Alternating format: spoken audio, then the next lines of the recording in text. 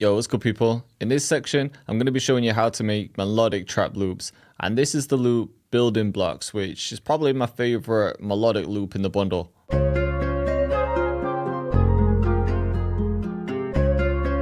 Not too much going on, but nice and catchy.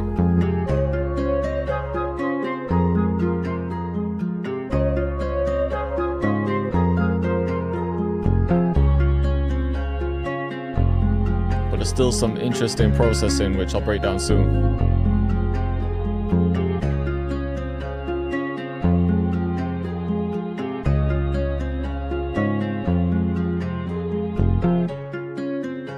Alright, cool. So obviously the main driving force is the guitar, and let me break it down for you because it does kind of look a little strange in the MIDI. But the guitar I'm using is the Ilya Efimov nylon guitar. I don't think I mentioned this in the VST video, but this is one of my other go-to nylon guitar plugins. So the scale I'm working in here is F minor. Now I knew I wanted to create a catchy melody. So one thing that we could do is you'd start with a chord and then you'd bring the chord up 4 semitones, or at least bring the root note up 4 semitones. So we've got C sharp here. And then if we go up 4, we're still in the scale, and then we're on F. So this is sort of repeating. Ignore the top notes. And it's just those 2 chords repeating. So I'll usually just start with the root note, C, and then going down to F. So instead of just pitching it up, we just brought it down an octave. And then with the middle notes, what I tend to do is start with a chord. So I'm just skipping a note in the scale.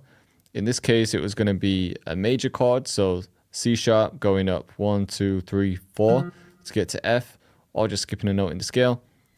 And then I'd add something like G sharp. And then I start bringing the notes out. But then I decided G sharp wasn't the right fit. And I brought this second note up an octave. And then I was just using these semitones because I like the sound of them.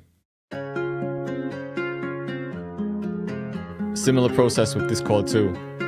I added the top notes last. Just nice and catchy, repetitive. And this is just like a simple top line.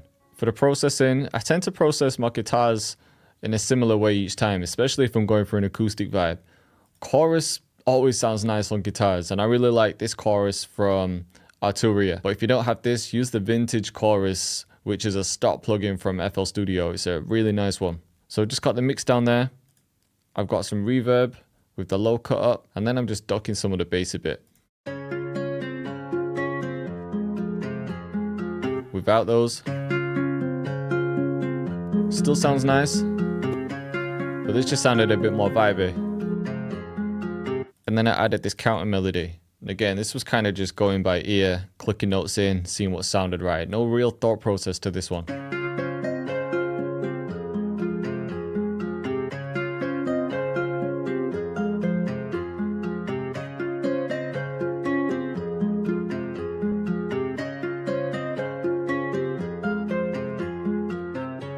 Right?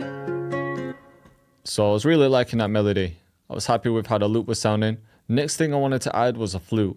I find for these melodic beats, flutes and guitars just work really well together. So the flute I'm using is the Crystal Flute by Embertone. It's just a really nice flute. I usually go to the legato setting, set that to minor if I need it, and then I've just got some delay on there. So I've got the time set to 8, cut off down a bit, and a level down. And I just wanted something simple that's going to repeat. That's the same.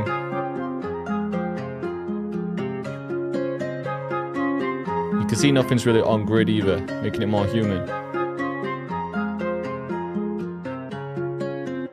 And then because we're going for an acoustic vibe, I wanted to add a bass guitar. So we're using the Scarby Rickenbacker bass. This is like the best bass guitar plugin that I've come across. I haven't seen anything better than this. Using that passing note.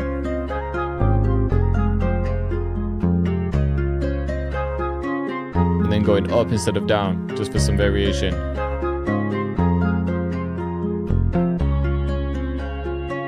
Right, I'll break down this section in a second. But another thing I added was some vocals.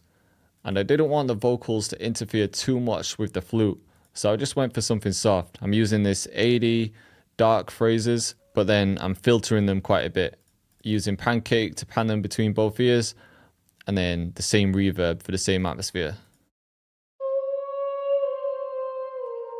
And you can hear, because she's not really saying words, it's not interfering with everything else too much.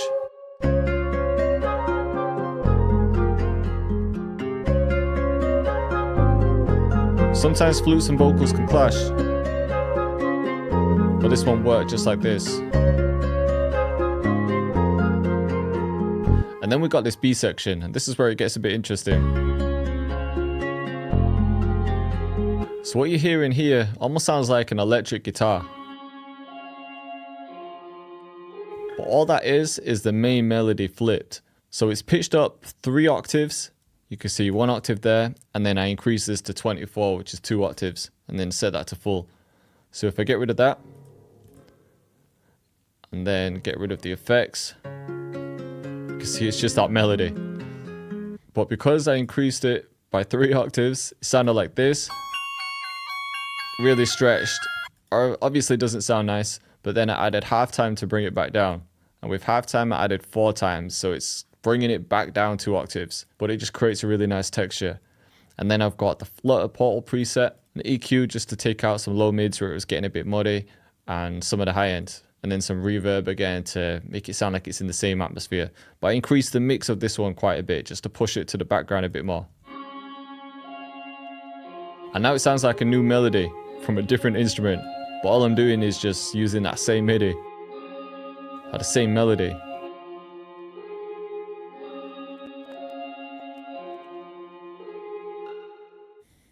Then for this section, I just rendered the melody, reversed it, and then I just brought in the faders, just like this.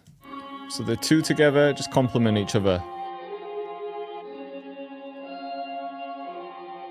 And it just gave us another section to work with.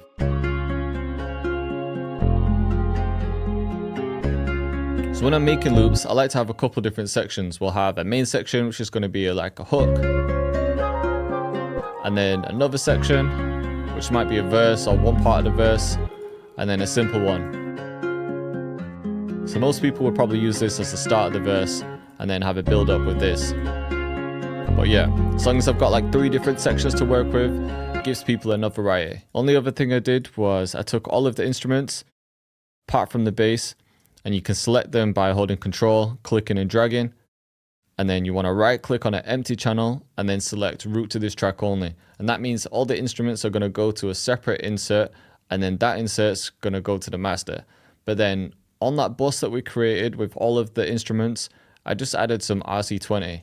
And this was to give it a bit of distortion, a bit of noise, and then we're just bringing the tone up a bit to get some more high end out of it. And it's mainly the Vinyl 3 preset, but I just tweak a couple things. When you do that, like I said in the VST video, that just sort of ties everything together. So without that, still sounds good, but now, just in a really subtle way, just brings all the instruments together. And then I've just taken out some low end from the group to save room for the bass. That's another good thing about creating buses as well, because if I add an EQ to this, it's going to affect all the instruments, and it means I don't have to add an EQ to each individual one. So yeah, that's how I create melodic trap melodies. In the next video, we're going to be getting into the drums, so I'll see you in the next one.